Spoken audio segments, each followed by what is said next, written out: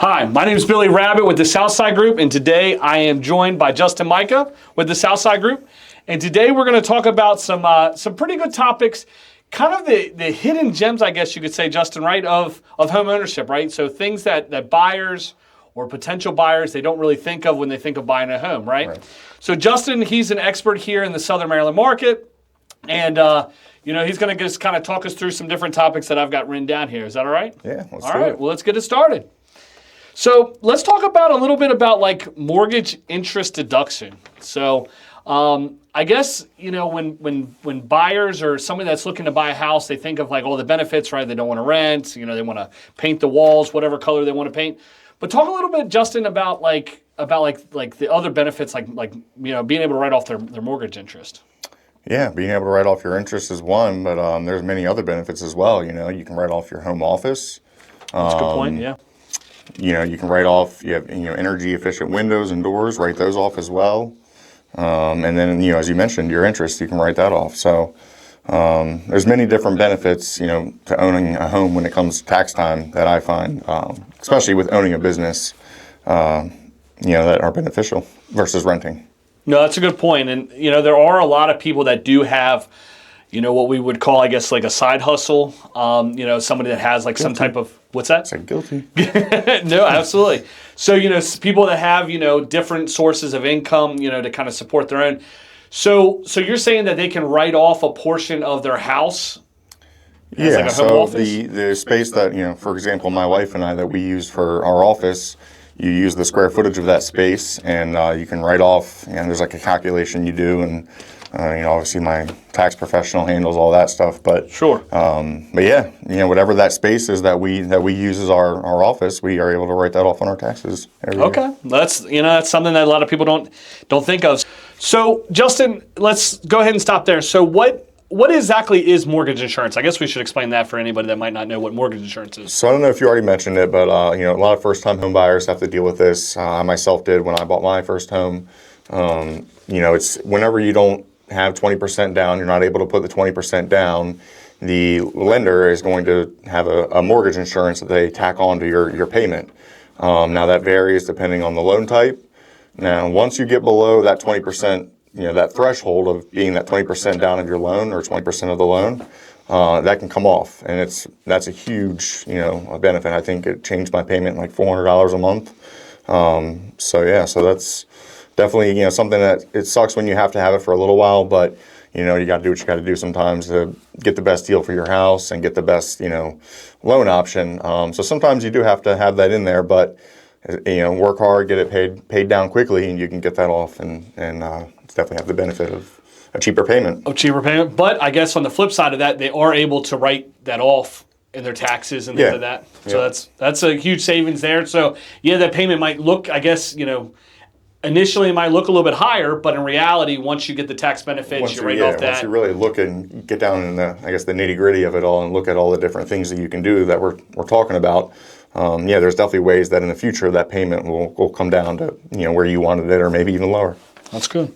So let's talk a little bit about, so we talked about taxes, we talked about the home office deduction, which is great.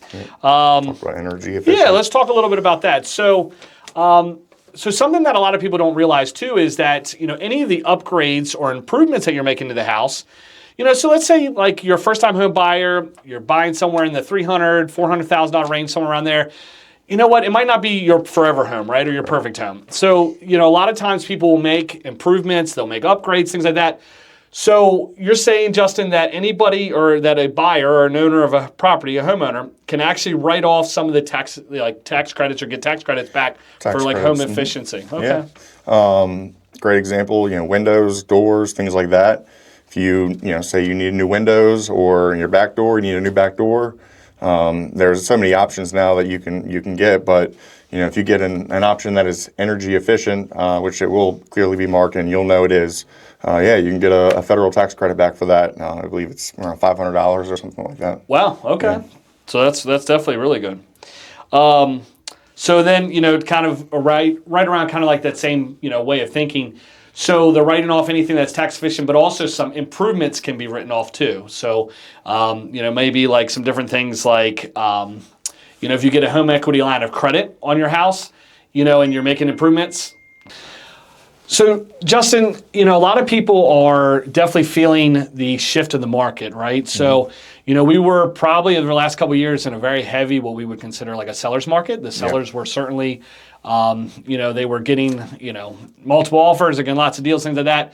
We've certainly seen a shift, as interest rates have, increased, the market's changed. We've certainly seen a difference, between renting and buying. So, Justin, a lot of times we hear buyers come to us and, they kind of get upset a little bit about, monthly payments, right? So, sometimes the affordability of homes, at least from like the surface view, it looks like homes are very unaffordable. But what they don't see is a lot of the hidden benefits that actually go in, that's underneath. One of those mainly being is the fact that they are able to write off things, right? So, they're able to write off, interest. Maybe their, PMI, which is, more or less kind of like a tax or like an increase of, what they're having to pay a month, because they don't have 20% equity. Maybe it's, improvements that they're making, efficiency, high efficiency things, things that are going to help out. Yeah. So, Justin, a lot of buyers are definitely not like, they're definitely a little bit afraid of the increase of the houses, right? So, the price, the rate, yeah. No, absolutely. Unfortunately, it seems like housing has become very unaffordable for a lot of people. But I think it's probably important, and maybe you could talk a little bit about this, is like, people that we've seen that maybe purchased a house 10 years ago, the benefits that they're seeing now. It's there's so many. I don't even know where to start. Especially, you're talking 10 years ago where they've really either, some people, if they have the discipline and, good job, have been able to maybe pay off their mortgage in that time, then you're really sitting pretty. But yeah, you've paid down your mortgage, you've seen your value in your home go up. Home values over time, they always, over time, go up. Maybe go up, down a little bit here and there, but over time, always up. Over the course of 10 years, gone up, and then we see where the market spiked, those 3.5 years during COVID, all that, where it really increased. It's insane, the return we've seen for some of our clients. Even people who bought, maybe not 10 years ago, but maybe 5 years ago, still, if you got in at the right time, now you're sitting pretty. You've had all those tax benefits every year. So now you either, can maybe take that leap and get that dream home, or maybe, buy a rental property. So, you've really set yourself up for the future. And I guess it all comes down to being an investment versus you're paying someone else's investment. And then, like I said, like we've been talking about the tax benefits, that's just an added bonus at the end. So, no, I think you hit the nail on the head with that. So, renting versus buying, you know what? You may pay a little bit more to own your own house. You do, you're going to have maintenance, you're going to have, improvements, you're going to have those different things.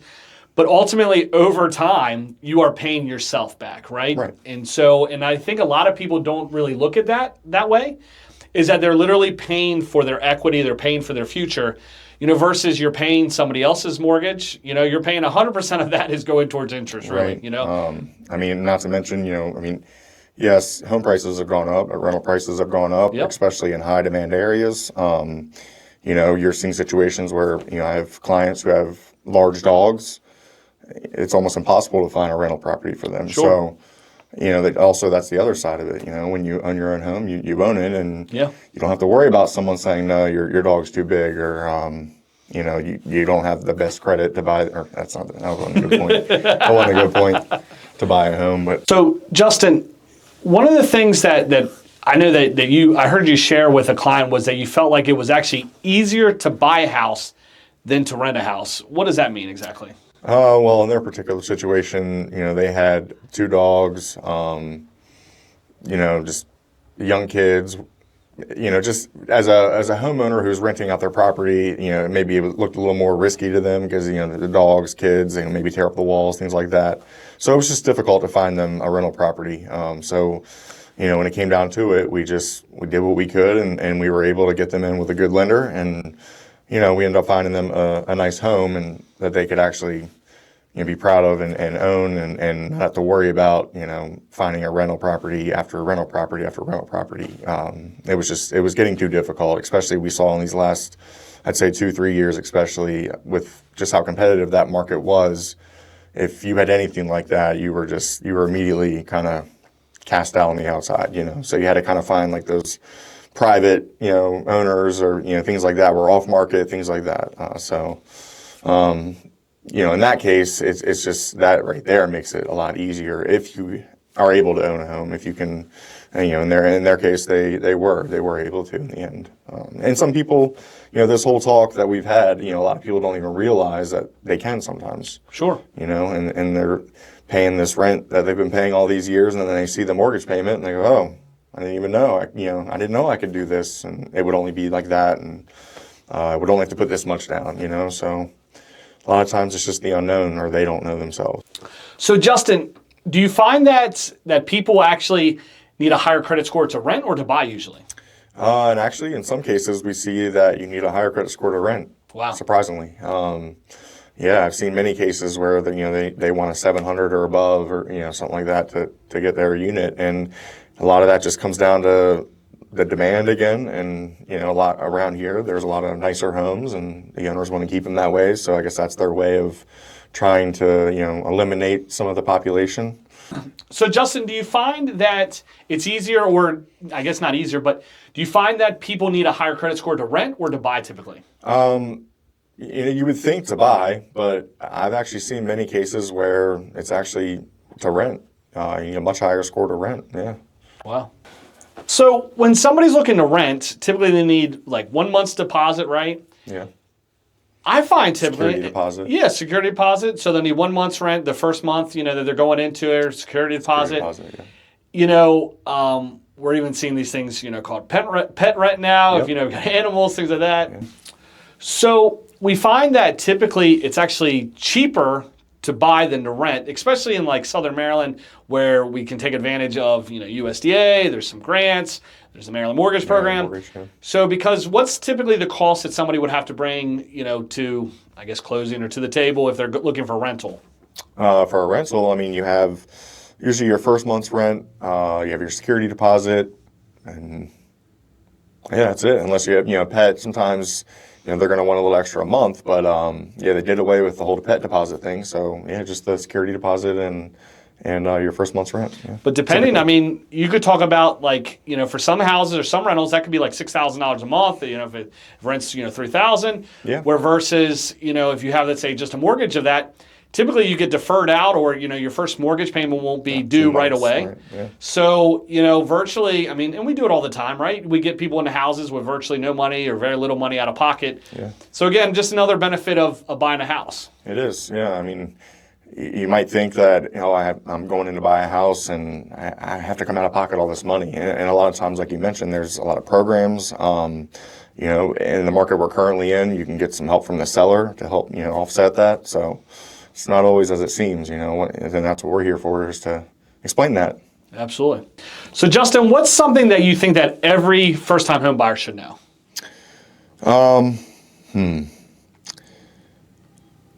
Well, one, don't always, unless you, of course, there are times when you're in a time crunch, but it's not a bad thing if it takes time. I had a family member, it took him a year to find his first home.